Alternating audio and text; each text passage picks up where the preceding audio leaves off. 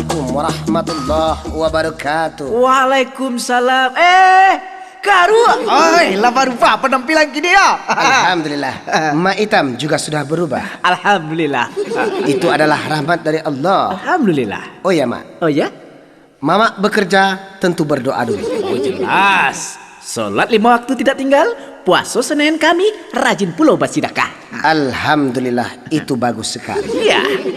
Apakah Mama bekerja mengutamakan otot atau pakai otak? Tentu mama mengutamakan otot.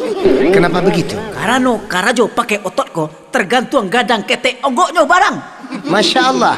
Kalau onggoknya ketek, Upahnya ketek. kalau onggoknya gadang, Upahnya lah biar gadang. kalau onggok barang tu jauh. Itu tergantung pesanan. Yang penting karajo pakai otot ko makan lama lalu bakar ruah apa ada kek segalanya latsua. Masya Allah. Kalau kerja memakai otot, badan cepat menjadi letih. Iya. Makan berkurang. Betul. Bahkan badan menjadi cidar. Jadi lebih baik kerja pakai otak. Tak nak sulah kepala bagus tu.